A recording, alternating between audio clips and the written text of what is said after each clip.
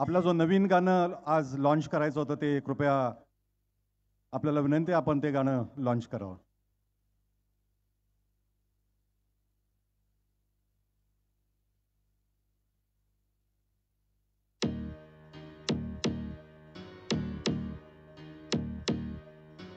डर डर डर डर डरकाळीचा आवाज विचारे ठण ठण ठण ठण ठणकावून बोलतो विचारे धग धग धग धग धग धगती आग विचारे फड फड फड फड फडकणारा राग विचारे आवाज जनतेचा आवाज ठाण्याचा राजन विचारे आधार जनतेचा वाघ हा सेनेचा राजन विचारे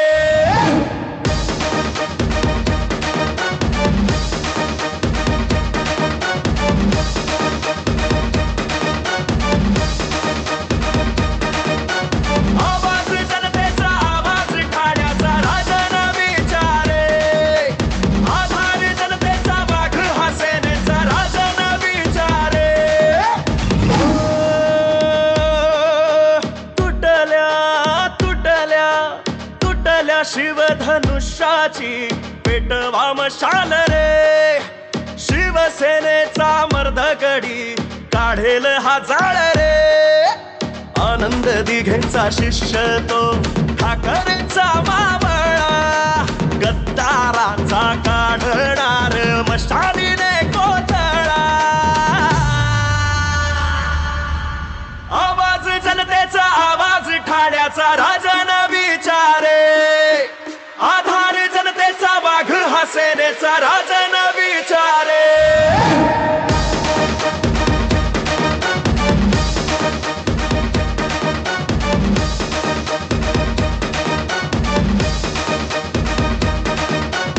जमलेल्या माझ्या तमाम हिंदू बांधवांनो भगिनींनो मातांनो माझे शब्द बंदुकीच्या गोडीसारखे असतात गेली गोडी की गेली परत शोधत नाही कुठे पडली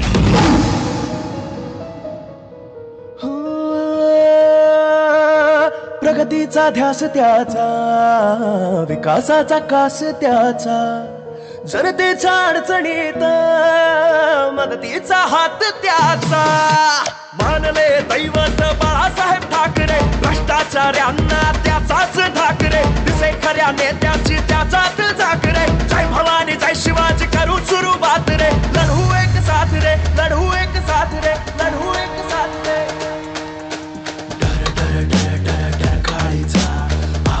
विचारे ठण ठण ठण ठण ठणकावून बोलतो विचारे धग धग धग धग धग धगती आग विचारे फड फड फड फड फडकणारा राग विचारे आवाज जनतेचा आवाज ठाण्याचा राजन विचारे आधार जनतेचा वाघ हा सेनेचा राजन विचारे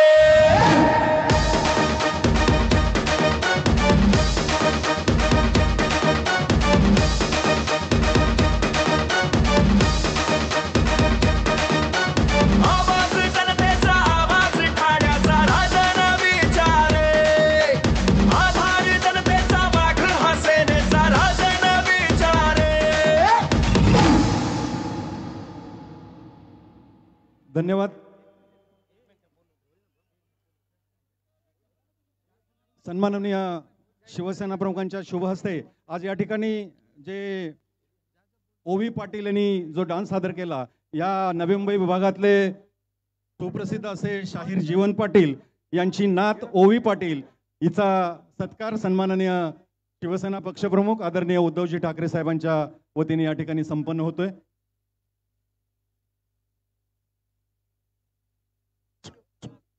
यूट्यूबवरती जवळपास 40 लाखाचे लाईक्स या आपल्या ओवीला मिळालेले आहेत. नवी मुंबईतले आपले स्थानिक भूमिपुत्र असलेले शाहीर स्वर्गीय जीवन पाटील यांची नात आहे ही मुलगी. टाळ्यांच्या गजरात आपण तिचं स्वागत करूया. यानंतर मी शिवसेना पक्षप्रमुख महाराष्ट्राचे कुटुंब प्रमुख म्हणून ज्यांची प्रतिमा निर्माण झाली, कोविड काळामध्ये मुंबई असेल आणि संपूर्ण महाराष्ट्र असेल, तळहाताच्या फोडाप्रमाणे जपलेले आपले पक्षप्रमुख सन्माननीय उद्धवजी ठाकरे साहेबांना मी विनंती करतो, आपण मार्गदर्शन करावं.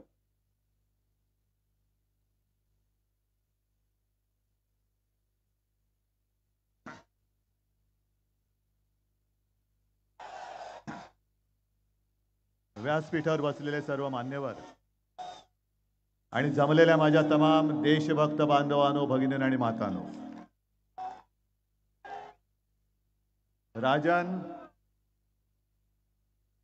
केवळ मलाच नाही तर मला खात्री आहे आपल्या हिंदू हृदय सम्राटांना आणि धर्मवीरांना सुद्धा तुमचा अभिमान वाटत असेल.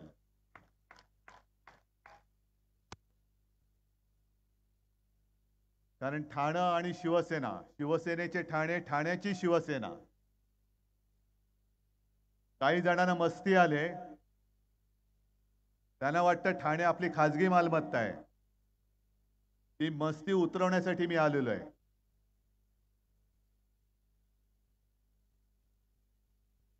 आणि आज मला खात्री पटली की केवळ मी एकटाच नाही तर तुम्ही सगळे त्याचसाठी आलेला आहात. मगाशी संजय राऊत आपण जे बोललात ते खरं आहे. महाराष्ट्रामध्ये जिथे जिथे जाता येणं मला शक्य आहे तिथे तिथे मी जातोय. रस्त्यात गर्दी असते, सभेला गर्दी असते.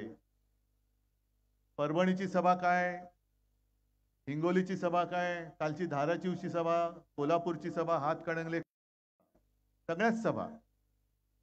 आणि कालची धाराशिवची जी सभा होती, अंगावरती रोमांच यावा, लाखो लोक, आणि आपण आईचा गोंधळ घालतो.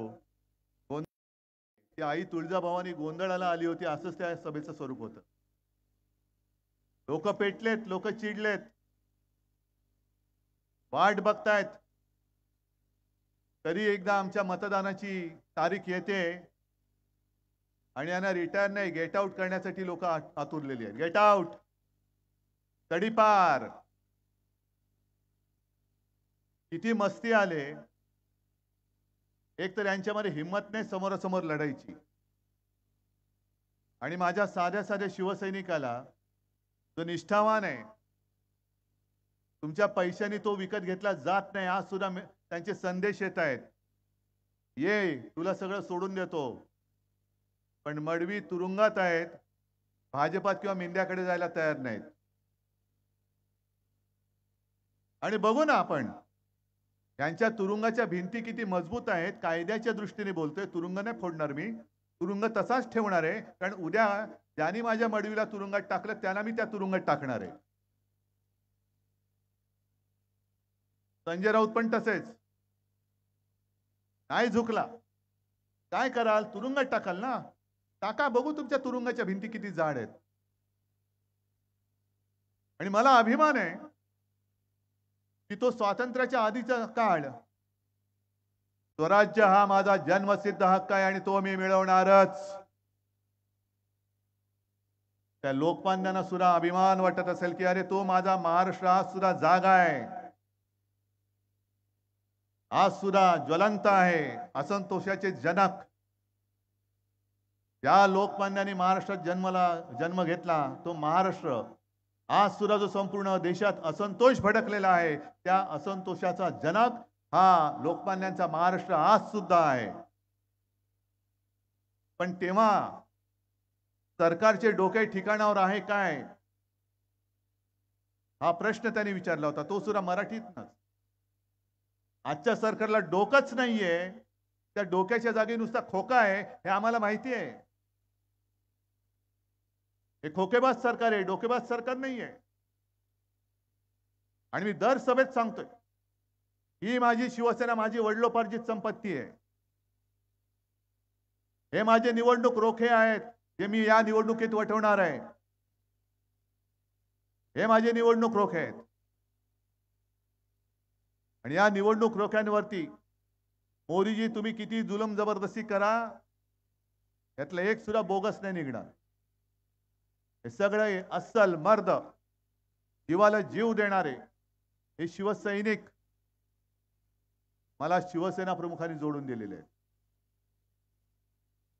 आणि तुम्हाला काय वाटतं, या शिवसेनेने 2014 आणि 2019 मध्ये, मोदीजी तुम्ही विसरला असाल, तुम्ही कालच्या किंवा परवाच्या तुमच्या मुलाखतीत बोललात की उद्धवजींबद्दल मला प्रेम आहे. मी काय ऐकलं नाही.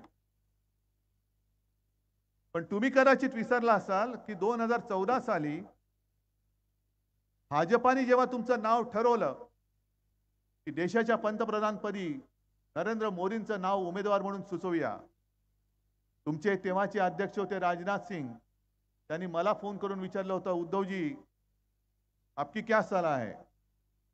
आणि ते पाप मी केलं होतं. मगाशी जसं जितेंद्र थोबाडीत मारून गेले, त्यांनी या इथल्या गद्दाराचं नाव तेव्हा सुचवलं होतं म्हणून एक थोबाडीत मारली. मी किती मारून घ्यायला पाहिजे माहित नाही मला, पण ते पाप माझ्याकडनं नकळत झालं होतं. तेव्हा शिवसेना तुम्हाला चालत होती, तेव्हा उद्धव ठाकरे कोण आहे हे तुम्हाला माहिती होतं. आज असं काय झालं, बिनसलं. आणि 14 साली तरी काय बिनसलं होतं की तुम्ही ज्या शिवसेनेचा पाठिंबा घेतलात, तो उद्धव ठाकरे तेव्हाही पक्षप्रमुख होता, 2019 ला होता आणि आज सुद्धा आहे. आणि जे माझ्या असली शिवसेनेला नकली म्हणतात, ती बेअकली माणसं मी महाराष्ट्रामध्ये सहन करणार नाही. ही माझी शिवसेना असली आहे. आमचं नाणं खणखणीत आहे, ठणठणीत आहे. मोदींसारखं तकलादू नाहीये. मोदींचं नाणं महाराष्ट्रामध्ये चालत नाही, म्हणून तुम्हाला माझ्या वडिलांचा फोटो बाजूला लावावा लागतोय. एक काळ असा होता, हे आपल्याला हिणवत होते की तुम्ही जे काही निवडून आलात, तुमचे जे काही खासदार आले निवडून, ते तुम्ही मोदींचे फोटो लावले होते म्हणून निवडून आले. मग मी माझ्या वडिलांचा फोटो लावून निवडणूक लढतोय. इथले जे गद्दार आहेत, घटनाबाह्य मुख्यमंत्री, त्यांनी त्यांच्या वडिलांचा फोटो लावून निवडणूक लढून दाखवावी, होऊन जाऊ दे. आणि राजकारणातले तुमचे बाप जर मोदी असतील तर त्यांचा फोटो लावा. हिंदू हृदय सम्राटांचा लावू नका. तेवढी तुमची पात्रता नाही, तुमची योग्यता नाही. कारण गद्दार म्हटल्यानंतर त्या गद्दाराच्या हातामध्ये भगवा झेंडा आणि शिवसेना प्रमुखांचा फोटो त्यांच्या बाजूला हा शोभत नाहीये. ही संघटना ही मर्दांची संघटना आहे. आजपर्यंत तुमच्या सगळ्या गोष्टी आम्ही सहन करत आलो. आता अचानक तुम्ही जे काही सांगता आहात, तुम्ही लोकांमध्ये संभ्रम निर्माण करताय. माझ्या कोणाच्या लोकांमध्ये संभ्रम नाही झाला, पण भाजपच्या लोकांमध्ये संभ्रम झालाय की नेमकं उद्धव ठाकरेचं करायचं काय. आणि आज तिकडे आपल्या सीमा असुरक्षित आहेत. लेह लडाख मध्ये पेटलेलं आहे, मणिपूरमध्ये पेटलेलं आहे. काल परवाकडे काश्मीरमध्ये पुन्हा हल्ला झाला. का तुम्ही 370 कलम काढलत ना. मध्ये अमित शाह येऊन गेले आणि बोलून गेले की आम्ही 370 कलम काढलं, त्याच्याबद्दल उद्धव ठाकरेंचं काय मत आहे. अहो तुम्हाला मी जाहीर पाठिंबा दिला आहे, कारण काश्मीर हा माझ्या हिंदुस्थानचा अविभाज्य घटक आहे, तो तोडू शकत नाही कोणी, म्हणून आम्ही तुम्हाला पाठिंबा दिला. पण त्याच काश्मीरमध्ये जवानांवरती आजही हल्ले होत आहेत. पण 10 वर्ष तुम्ही खुर्च्या उभवताय, अजूनही माझा काश्मीर हा सुरक्षित तुम्ही का करू शकला नाहीत. जसं तो पुलवामाचा हल्ला झाला, सत्यपाल मलिक यांनी तुमचं बिंग फोडलं. जे सैन्य आपल्या देशासाठी प्राण तळ हातावरती घेऊन सीमेवरती लढायला तयार असतात, त्यांना तुमच्या नादानपणामुळे जीव गमवावा लागला. राज्यपाल सत्यपाल मलिकांनी तेव्हाही सांगितलं होतं की यांना रस्त्याने जाऊ देणं हे धोकादायक आहे, हल्ला होऊ शकतो. अहो मोदीजी फोटोग्राफी मी करतो, ती सुद्धा हल्ली करत नाही मी. पण त्यावेळेला बरोबर तुम्ही जिम कॉर्बेटमध्ये फोटोग्राफी करत होतात आणि सत्यपाल मलिकांनी सांगितलं की त्यांनी जेव्हा त्यांना संपर्क केला तेव्हा त्यांनी सांगितलं की आप चुप रहो. नेमकं काय झालं, त्या सत्यपाल मलिकांनी जे काय तुमचं सगळं ढोंग उघड केलेलं आहे त्याच्याबद्दल तुम्ही का अजून बोलत नाही आहात. काय असं तुम्ही नेमकं देशासाठी केलं तरी काय. आमच्यावरती तुम्ही बोलता. मगाशी माझी रायगडमध्ये सभा झाली अलिबागला. आता मोदीजी काय करतायत तुम्ही कधीतरी पाहिले महागाईवरती बोलताना. बेकारीवरती बोलताना पाहिले, महिला सुरक्षितता त्याच्याबद्दल बोलताना पाहिले नाही, नोकऱ्यांबद्दल बोलताना पाहिले नाही. पण आता परत त्यांनी धर्माधर्मात मारामाऱ्या लावायच्या. आणि आजची जाहिरात जी आहे ही जाहिरात 10 वर्ष सत्ता भोगल्यानंतर बेअकली जनता पार्टी, भेकड जनता पार्टी, कमळाबाई ही अशी जाहिरात करते, तुमच्या मताने कुठे जल्लोष व्हायला हवा आहे, भारतात की पाकिस्तानात? ओ मोदीजी, तुमच्या पराभवाने माझ्या भारतामध्ये जल्लोष होणार आहे. भारतामध्ये अख्खा भारत जल्लोष करणार आहे. आणि पाकिस्तान कशाला जल्लोष करेल? कदाचित असा त्याचा अर्थ असेल की भाजपला मत दिलं तर पाकिस्तानात जल्लोष होईल. कारण नवाज शरीफचा वाढदिवसाचा केक खायला न बोलवता कोण गेलं होतं? कोण गेलं होतं?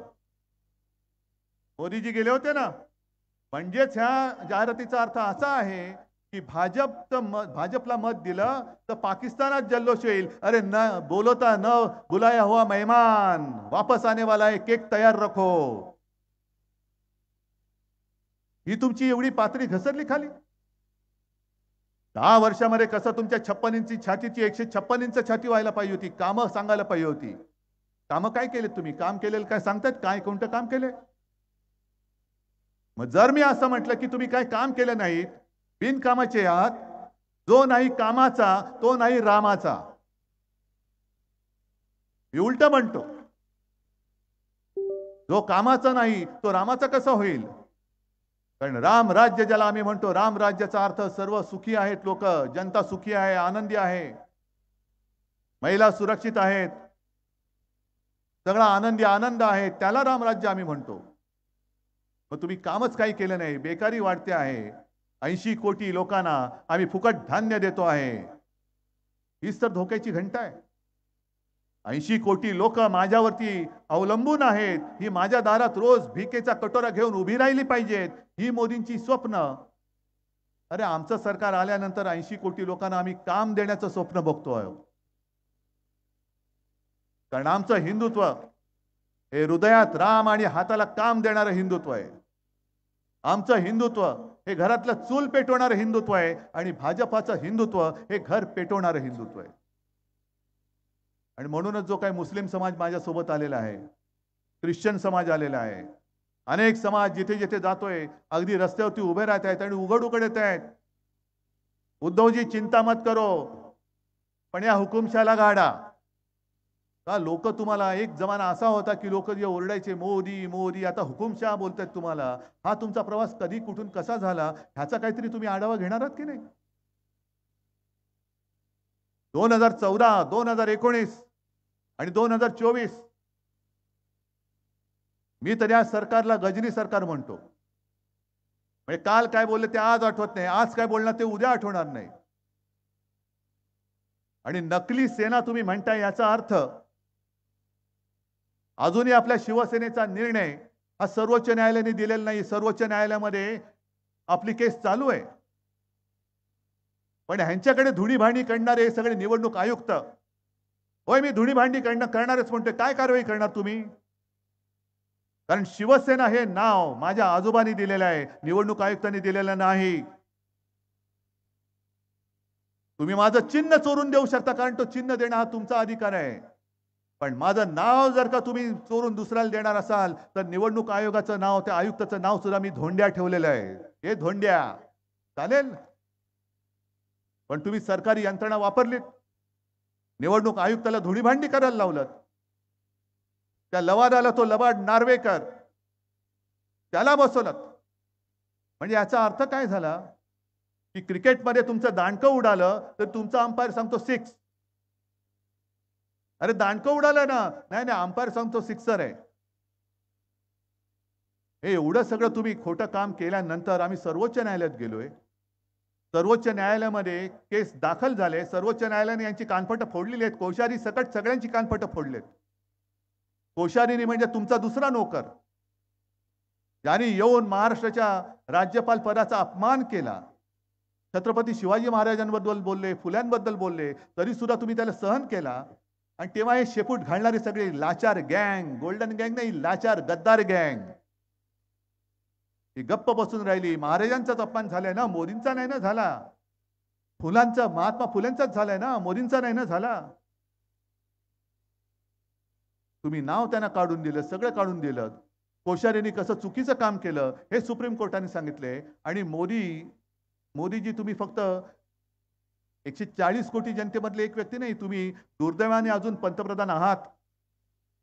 आणि नकळत तुम्ही सर्वोच्च न्यायालयावरती दबाव आणता आहात. हा मी आज सरळ जाहीर आरोप तुमच्यावरती करतोय. म्हणजे सर्वोच्च न्यायालयाने शिवसेनेच्या बाबतीत काय निकाल द्यायला पाहिजे हे तुम्ही नकळत सांगते की नकली सेना, नकली सेना. का नकली सेना? ही सगळी लोक जमलेली आहेत. संपूर्ण राज्यामध्ये लाखो लोक उसळतायत. आणि सुप्रीम कोर्टाने सांगितले की लोकप्रतिनिधींच्या संख्येवरती पक्ष कोणाचाही ठरवता येत नाही. तरी देखील तुम्ही आम्हाला नकली सेना म्हणताय. म्हणजे सर्वोच्च न्यायालयावरती तुम्ही दबाव आणत आहात. किती आणाल दबाव? अरे आम्ही हातामध्ये मशाल घेतले. जेव्हा हातात कमळ घेतलं होतं तेव्हा तुम्ही सुखावला होतात. आता मशाल कशी जाळून टाकते, काय जाळते ते तुम्हाला कळेल.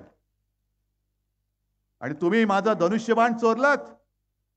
महाराष्ट्राच्या अस्मितेवरती तुम्ही वार केलात. शिवरायाच्या पवित्र भगव्याला तुम्ही गद्दारीचा कलंक लावलात. तुम्ही माझं धनुष्यबाण काढून तुम्ही गद्दाराला दिलं. आता हा महाराष्ट्र तुमची पंतप्रधान पदाची खुर्ची खाली केल्याशिवाय राहणार नाही. खुर्ची तुमची खेचून घेतल्याशिवाय महाराष्ट्र स्वस्थ बसणार नाही. आणि ही ताकद महाराष्ट्र दाखवू शकतो. महाराष्ट्रामध्ये 48 जागा आहेत. 48च्या 48 जर आपल्या महाविकास आघाडीच्या निवडून आल्या तर पहिलं तिथेच त्यांचं सरकार गडगडतंय. तिकडेच गडगडतंय. हे काम एकटा महाराष्ट्र करू शकतो. जर आपण ठरवलं. आजपर्यंत ज्या निवडणुका झाल्या त्याच्यामध्ये तर संपूर्णपणे मला माहिती आहे की या भाकड जनता पक्षाची जागा येत नाही निवडून. पण आता उद्या परवाचा एक टप्पा आहे, परत एक टप्पा आहे, त्याच्यानंतर एक टप्पा आहे. या टप्प्यामध्ये जर तमाम महाराष्ट्राने ठरवलं की या कमळाबाईला एक सुद्धा जागा द्यायची नाही तर मोदींचं सरकार असंच महाराष्ट्रामध्येच गाडून टाकतोय आपण. ही महाराष्ट्राची ताकद आहे. आजपर्यंत आम्ही तुम्हाला भरभरून दिलं. 40, 41, 42 खासदार हे एकट्या महाराष्ट्राने तुम्हाला दिलं. म्हणून मोदीजी तुम्ही त्या खुर्चीपर्यंत पोहोचू शकलात, त्या खुर्चीवरती बसलात.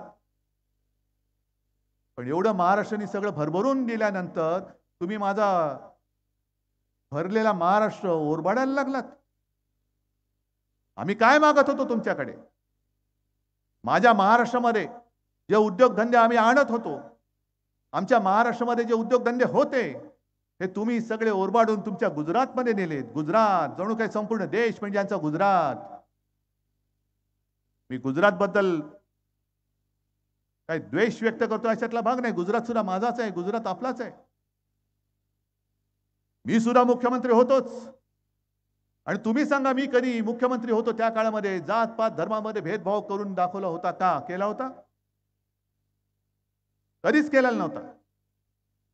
पण तुम्ही ते करतात. आपलं इंडिया आघाडीचं सरकार आल्यानंतर गुजरातच्या हक्काचं काय असेल ते आम्ही गुजरातला देऊ, जरूर देऊ. तिकडे अगदी कंजूसी करणार नाही. पण गुजरातची भरभराट करताना जर तुम्ही महाराष्ट्राच्या तोंडातला घास काढून गुजरातला भरवणार असाल तर तो हात कोणाचाही असला तरी तो आम्ही कापून टाकल्याशिवाय राहणार नाही. ही महाराष्ट्राची शपथ आहे. काय समजता काय महाराष्ट्राला?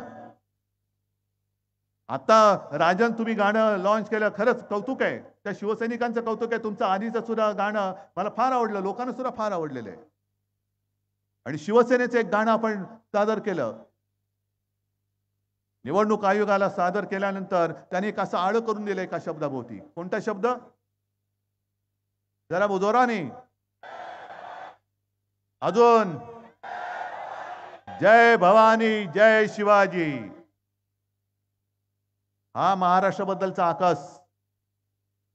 आम्ही जय श्रीराम आम्ही बोलतो, बजरंगबली की जय आम्ही सुद्धा बोलतो. आमचे सुद्धा ते देव आहेत.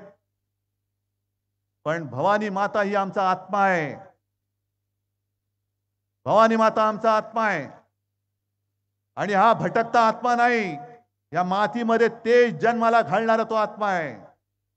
अरे ज्या तेजाने जो औरंगजेब इकडे आला होता स्वराज्य काबीज करायला, त्याला वाटलं होतं छत्रपती शिवाजी महाराज नाही आहेत, संभाजी महाराजांना दगाबाजी करून हाल हाल करून त्यांची हत्या केली, आता महाराष्ट्र संपला. पण त्याला महाराष्ट्राचं पाणी कधी कळलं नाही. 27 वर्ष महाराष्ट्राची झुंजला. आग्र्यावरनं जो आला 27 वर्षात महाराष्ट्रामध्ये राहिला, पुन्हा त्यांनी आग्रा कधी पाहिला नाही. हे महाराष्ट्राचं वैशिष्ट्य आहे. तेव्हा मोदीजी तुम्ही सभा घेताय, घ्या. माझं तर म्हणणं आहे 27 सभा घ्या, 270 सभा घ्या, 400 पार सभा घ्या आणि महाराष्ट्र जिंकून दाखवा. या 400 पार सभा महाराष्ट्रामध्ये घ्या, गल्ली बोळामध्ये जा, अगदी या मैदानात येऊन सुद्धा सभा घ्या आणि महाराष्ट्र जिंकून दाखवा. महाराष्ट्र एक तर कोणावरती वार करत नाही. कोणी प्रेमाने मिठी मारली तर तो सुद्धा प्रेमाने आलिंगन देतो. पण जर का महाराष्ट्राच्या पाठीत वार झाला तर महाराष्ट्र वाघ नख बाहेर काढल्याशिवाय राहत नाही. ही माझी वाघ नख आज महाराष्ट्रामध्ये बाहेर काढलेली आहे. ही वाघ नख आहेत.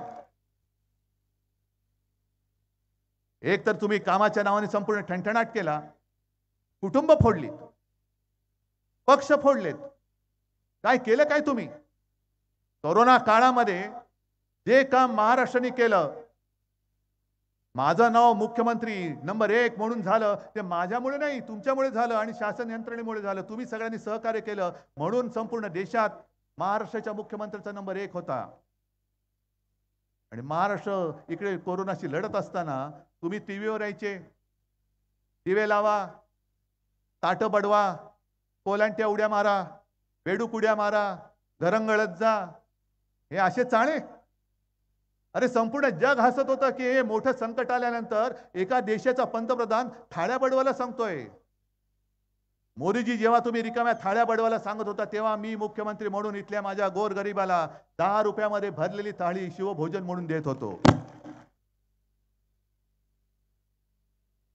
मोदीजी ज्या वेळेला तुमच्या गुजरातमध्ये सार्वजनिक चिता पेटल्या जात होत्या, तुमच्याच काळातल्या तुमचंच उत्तर प्रदेश मधलं सरकार आहे, त्या सरकारमध्ये गंगेमध्ये प्रेत बेवारशासारखी फेकून दिली जात होती, तेव्हा मी आणि माझं महाविकास आघाडीचे सगळे सोबती एकाही शवाची आम्ही कुठेही विटंबना होऊ न देता त्याला जेवढं काही करता येणं शक्य असेल ते सगळे संस्कार करून आम्ही दहन करत होतो किंवा दफन करत होतो. एक सुद्धा माणूस उपचारावे नाही, कोणालाच नाही. आटोकाट प्रयत्न केले, रात्रीचा दिवस दिवसाची रात्र काही बघितलं नाही.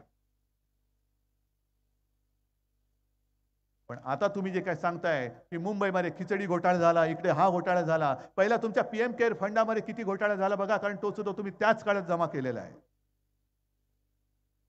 पीएम केअर फंड म्हणजे काय, पीएमचा अर्थ काय, नक्की त्याचा मालक कोण?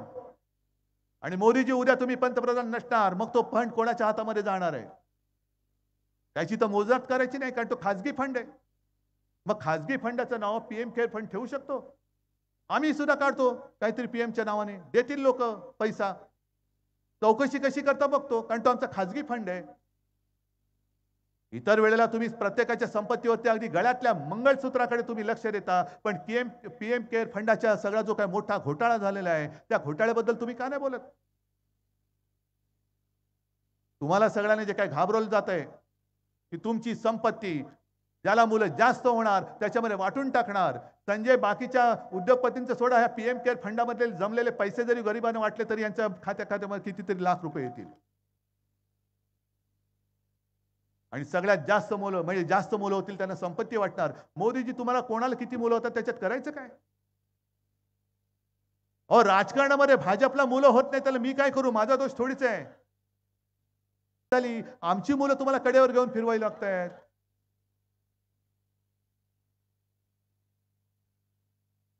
पण तुम्ही नेत्या तेवढी घेऊन जा, आमच्याकडे मुलांची कमतरता नाही, आमच्याकडे मुलं होतच असतात. उलट घेऊन जाल तेवढी बरी, नवीन मुलं आणखीन तयार होत आहेत. कारण हा निसर्गाचा नियम आहे, निसर्गाचा नियम आहे. ही पानं सुद्धा येणार नाही, अजिबात नाही. तुमची 52 काय 152 कुळं उतरले तरी तुम्हाला ही मुळं उपटून नाही टाकता येणार. आणि ही लढाई ही गद्दारीच्या विरुद्ध तर आहेच, पण वचननामा म्हणून मी जे काय वचन तुम्हाला दिलेले आहे जास्त नाही दिले मी. कारण राजन तुमचा तो कार्य अहवाल आहे ना, तो नुसता दाखवा आणि हा नुसता गद्दाराच्या छातीवर ठेवला ना तरी त्याच्यामध्ये तो पुन्हा उठणार नाही. केवढा तो एवढा जाड जूड आणि जड आहे, दाखवा जरा. हे मलाच नाही उचलता येणार. हा आमचा कार्यसम्राट खासदार निष्ठावान आहे, याच्या बरोबरीला येऊ शकतात. अरे 10 वर्षात मी तर सोडून द्या, राजांच्या कामाची तुलना मोदींनी करून दाखवावी. पंतप्रधान म्हणून मोदींनी केलेली कामं आणि 10 वर्षात माझ्या राजांनी केलेली कामं. ही लोक काय भाड्याने आणलेली लोक नाही आहेत. खुर्ची मागे किती पैसे आहेत का रे कोण भाडखाऊ? कोणीच नाहीये. आणि म्हणून मी जी काय वचनं दिलेली आहेत, पहिलं वचन, माझ्या महाराष्ट्राची होणारी लूट मी थांबवल्याशिवाय राहणार नाही. कारण यांनी माझं आपलं सरकार का पाडलं, गद्दारी करून का पाडलं?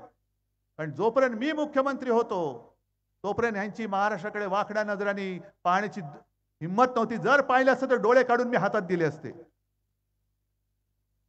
म्हणून यांनी गद्दारी करून सरकार पाडलं आणि महाराष्ट्रातले सगळे उद्योगधंदे पळवायला लागले. इथे आपलं कोविड केअर सेंटर केलं होतं, ज्याच्यात हजारो लाखो लोकांचे जीव वाचले. सरकार बदलल्याबरोबर ते पाडलं आणि ती जागा तत्काळ बुलेट ट्रेनच्या घशात घालून टाकली. अहमदाबाद मुंबई, अहमदाबाद मुंबई. किती लोक जाणार आहेत अहमदाबाद मुंबईमध्ये? आपलं वित्तीय केंद्र हे गुजरातला पळून नेलं. हे केंद्र मी पुन्हा नव्याने महाराष्ट्रामध्ये उभं करून दाखवेन. अगदी प्रत्येक गावात नाही तरी जिल्ह्यामध्ये, तालुक्याच्या ठिकाणी जे माझे तरुण तरुणी शिकलेत पण नोकरीचा पत्ता नाही, त्यांना तिथल्या तिथे रोजगार देण्याचा मी प्रयत्न करतोय. नक्की करून दाखवणार. आणि दुसरं म्हणजे सगळ्यात महत्वाचं म्हणजे कर दहशतवाद. इथे शेतकरी तसे नसतील, व्यापारी कदाचित असतील. त्या व्यापाऱ्यांना जीएसटीचा त्रास किती आहे? जरा एक कुठेतरी काही चूक झाली की सरळ उचलून तुरुंगात. म्हणजे भ्रष्टाचार करतायत त्यांना क्लीन चिट. 70,000 कोटीचा घोटाळा, क्लीन चिट आणि उपमुख्यमंत्री. विमान घोटाळा, क्लीन चिट आणि पुन्हा राज्यसभा. आदर्श घोटाळा, राज्यसभा. म्हणजे मी आता साधारणतः हिशोब लावतोय, 70,000 कोटीचा घोटाळा केलेला उपमुख्यमंत्री, तर मुख्यमंत्र्याचा घोटाळा किती असेल? मुख्यमंत्र्याचा घोटाळा किती असेल?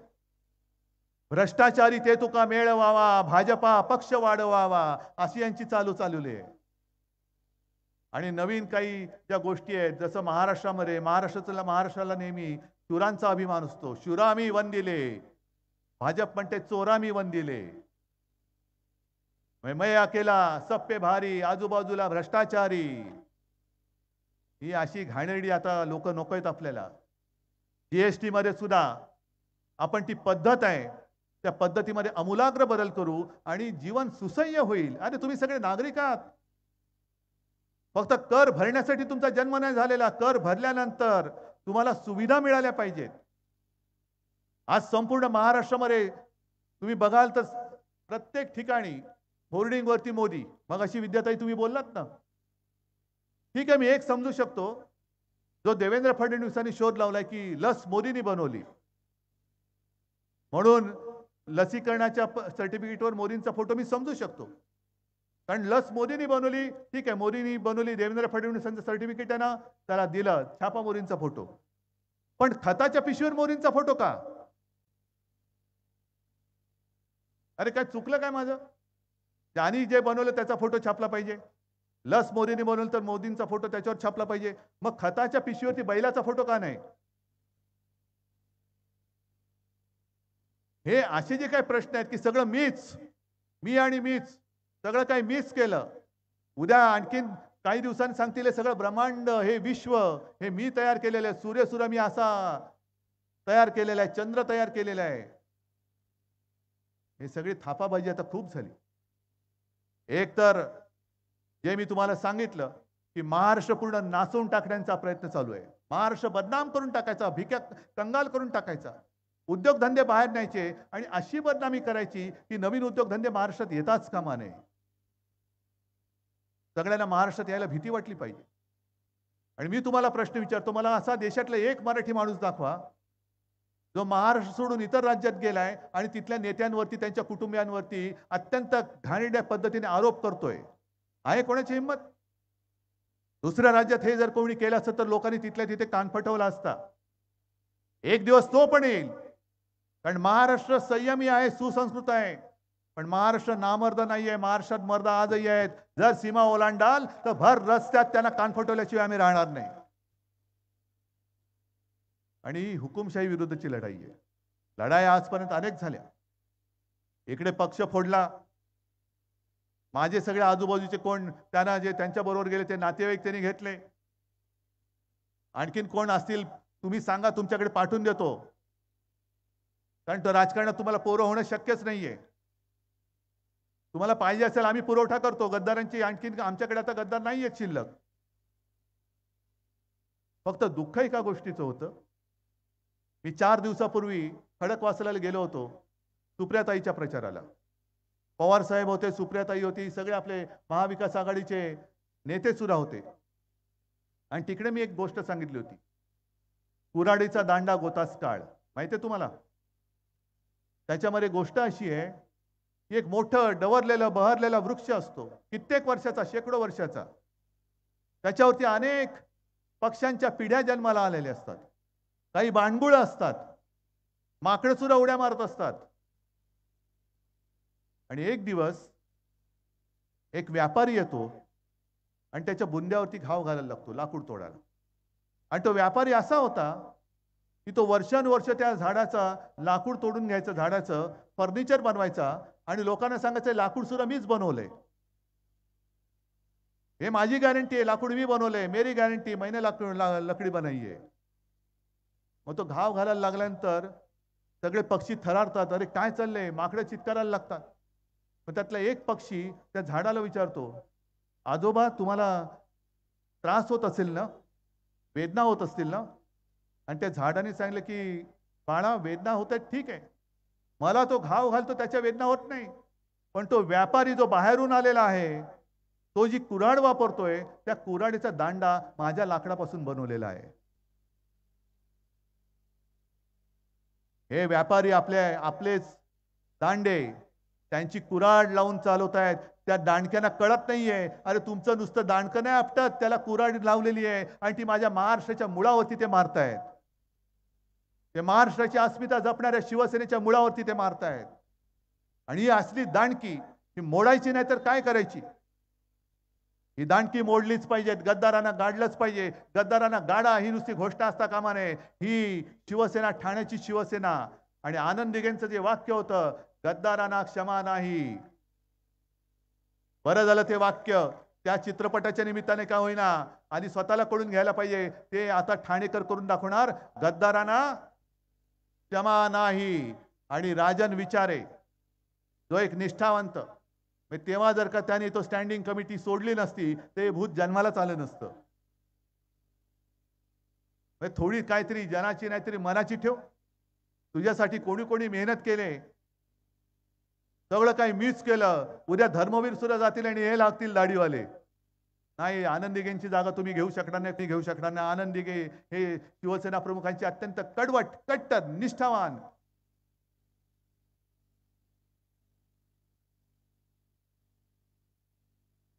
त्यांचा मृत्यू झाला पण त्यांनी भगवा सोडला नाही. ही याला म्हणतात निष्ठा, याला म्हणतात निष्ठा.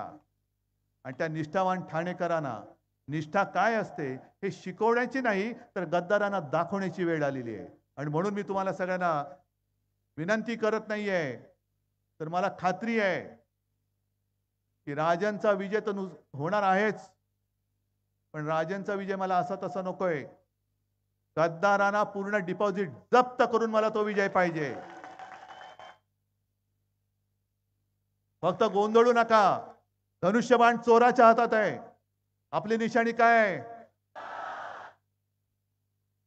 नक्की हातामध्ये मशाल घेऊन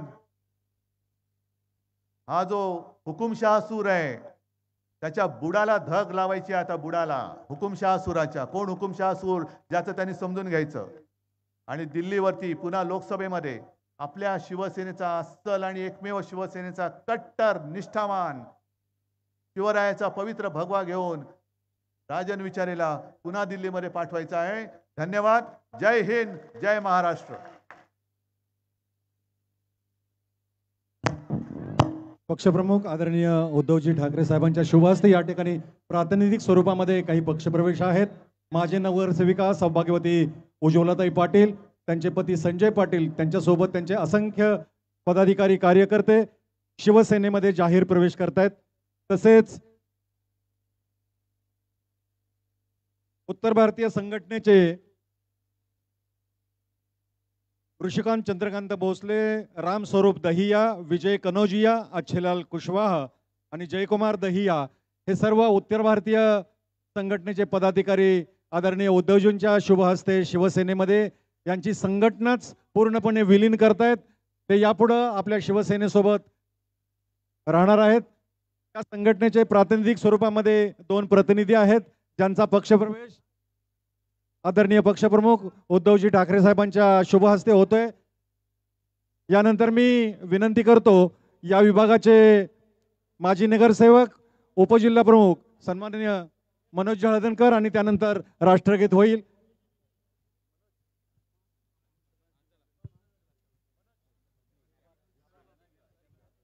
मनोज हळदणकर आभार व्यक्त करतील आणि त्यानंतर राष्ट्रगीताने आपल्या कार्यक्रमाची सांगता होईल.